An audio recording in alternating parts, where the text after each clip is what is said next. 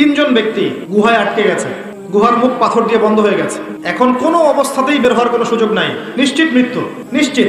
এই সময় তিনজন বলছে যে এখন কোনো অপশন নাই, আমাদের যদি কোনো ভালো কাজ থেকে থাকে ওর ওসিলা দিয়ে দোয়া করলে আশা করা যায় আল্লাহ পাক বিপদ থেকে আমাদেরকে উদ্ধার করতে পারেন।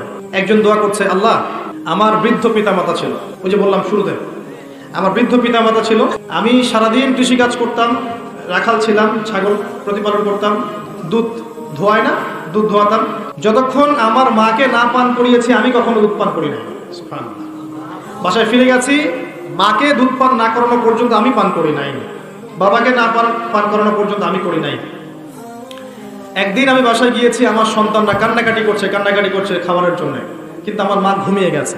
আমি মাকে দুধ পান না করিয়ে বাচ্চাদেরকেও দুধ পান করাই নাই, তারা কাঁদতে কাঁদতে ঘুমিয়ে গেছে। আল্লাহ এই কাজটা যদি তোমার কাছে ভালো লেগে থাকে এই গুহার মুখ থেকে আমাদেরকে আজকে উদ্ধার করো। গুহার মুখ থেকে পাথরটা একটু সরে গেল, কিন্তু বের হওয়ার জন্য এনাফ না।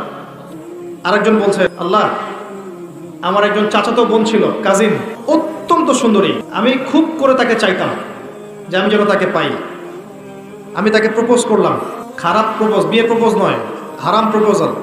সে বলল যে আমাকে যদি 100 স্বর্ণ মুদ্রা দিতে পারো তাহলে আমি রাজি। সে 100 স্বর্ণ মুদ্রা অনেক কষ্ট করে কামাই করে সে ওই মেয়েকে দিল। একা পেয়েছে মেয়েকে, তার চাচাতো বোনকে সেই স্বর্ণ মুদ্রা দিল।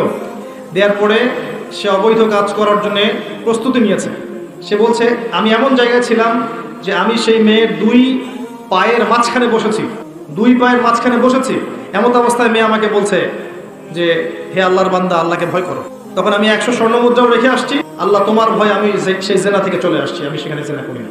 আল্লাহ এই কাজটা যদি তোমার সন্তুষ্টির জন্য করে থাকি, আল্লাহ আজকে আমাদেরকে সাক্ষাৎ মৌতের হাত থেকে বাঁচাও। এই পাথর আরো সরে গেল। আরেকজন ছিল, সে বলছে যে তার একজন কর্মচারী ছিল, কর্মচারী কিছু বেতন পেত, ধরেন মাসিক বেতন ধরেন 5,000 টাকা 10,000 টাকা এরকম পেত।